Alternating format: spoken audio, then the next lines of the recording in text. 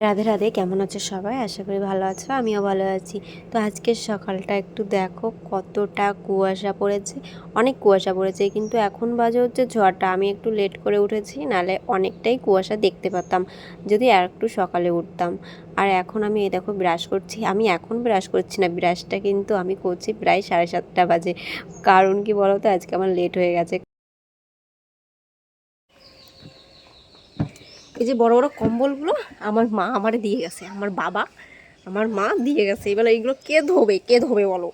এই যে আমার ধুতে কষ্ট হয়ে যাচ্ছে, এটা পাতলা আছে কিন্তু আরও মোটা মোটা কম্বল আছে, এইগুলো শীতের শেষে ধুতে হবে। তো চলো এটা মেলে দিই, তারপর কথা বলছি। আসলে আমার বাবা আমাকে দুটো কম্বল দিয়ে গেছিলো মোটা মোটা দেখে। তারপরে আবার মা এই কম্বলটা আমার ছেলেকে কিনে দিয়েছে।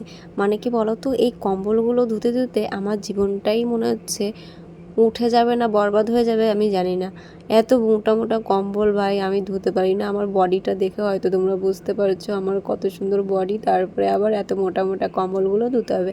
যাই হোক, আমার শাশুড়িমা স্নান করে চলে এসছে, আর এসে পুজো টুজো দিয়ে উনি তো একবারে সকালবেলায় রেডি হয়ে যায়। তো আমি আজকে আর সারাদিন ভিডিওটা বানাতে পারিনি। তারপরে একেবারে চলে এসেছি সন্ধ্যার সময় কিছু একটা বানাবো। দেখো হাতে আমার আলু আছে, সেই আলুটা এখন আমি ভালো করে ঘষে মেজে ধুয়ে নিচ্ছি, কারণ আমি আলুর ছোলাটা ছাড়াবো না। এইভাবেই হচ্ছে একটা জিনিস বানাবো। আমি কিন্তু গাইস নাম জানি না, শুধু আমি রেসিপিটা বানাচ্ছি, তোমরা একটু দেখো। এই যে আলুর মধ্যে আমি একটা যেটাকে বলা হয় নারকেল গাছের যে শলাটা হয় না, সেই শলাটা আমি কিন্তু পরিষ্কারটাই এনেছি, কারণ আমাদের কোনো সিক নেই মানে আমার কাছে, তার জন্য আমি এইটাই ইউজ করছি। আর এটাকে এখন আমি গোল গোল করে কেটে নেব।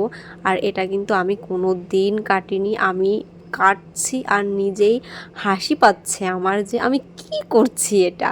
হ্যাঁ, আমার শাশুড়ি মা পাশ থেকে দেখছে আর বলছে এটা কি করছো। আমি বলছি দেখো না কি করি। এবার উনিও হাসছে আমিও হাসছি, মানে আমি কোনো দিন এটাকে কাটিনি আগে, যে কিভাবে কাটবো আমি, কিভাবে আমি তৈরি করব।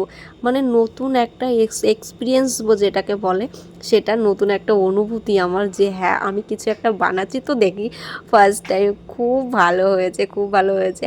তো এই যে আমি ময়দা না সরি বেসন আর হচ্ছে চালের গুঁড়ি নিয়ে এসেছি। আর এটার মধ্যে আমি এখন কিছু কিছু মশলা দেব যেটা আমার ঘরে আছে। আর এখানে ছিল হচ্ছে জিরার গুঁড়ি, বড় সজ মানে হচ্ছে ধনের গুঁড়ো, আর লঙ্কার গুঁড়ো, আর একটু সামান্য একটু সোডা দিয়েছিলাম, মানে সোডা যেটাকে বলা হয় সামান্য পরিমাণে, আর লবণ হলুদ। হ্যাঁ, এটা দিয়েই আর একটু মশলা হলে হয়তো ভালো হতো, কিন্তু আমি বেশিটা ইউজ করিনি। যা ছিল ঘরের মধ্যে সেটাই দিয়ে দিয়েছি, দোকানে হয়তো ছিল কিন্তু আমি আনিনি।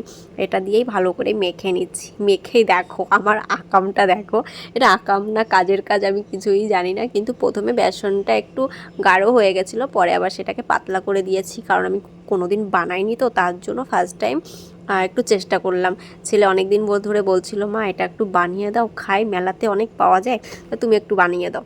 তারপরে অনেকটা বেসন রয়ে গেছে, সেই বেসনের মধ্যে আবার কটা বাঁধাকপি কুচিয়ে দিলাম, বাঁধাকপি আর একটু হচ্ছে পেঁয়াজ, সেটাকে দিয়ে ভালো করে আমি এখন মেখে নেব, তাহলে বাঁধাকপির চপটাও আমার হয়ে যাবে। এটা হচ্ছে আমার ছেলের বুদ্ধি। ছেলেই বললো যে বাঁধাকপি আছে ঘরে, বাঁধাকপি দিয়ে কিছু একটা করা যাক।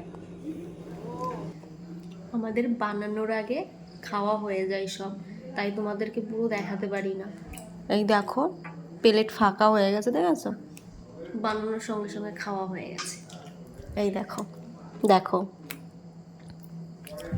আর আমি এখনো খেতে পারিনি, এই যে কেবল নিয়ে বসেছি।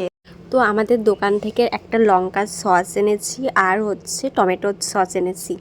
আর কি বলো তো, একটু দই হলে বেশ ভালো হতো, কিন্তু আমার ঘরে দই ছিল না।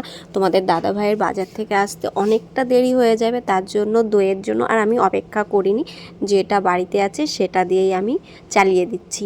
তো বাবা তো বললো যে ভীষণ ভালো হয়েছে, কারণ শ্বশুরমশাই প্রথম খেলো তো ভালো বললো যে হ্যাঁ ঠিক আছে, খুব ভালো হয়েছে। তারপরে আমরা এই যে খাচ্ছি। আর তোমাদের এই ভিডিওটা কেমন লাগলো তোমরা কিন্তু কমেন্টে অবশ্যই জানাবে, আর কমেন্টে কিন্তু জানাবে কিন্তু তোমরা মনে করে। আর এই দেখো আমার রাত্রিবেলা খাওয়াটাও কমপ্লিট হয়ে গেছে, আর আমি এখন যাচ্ছি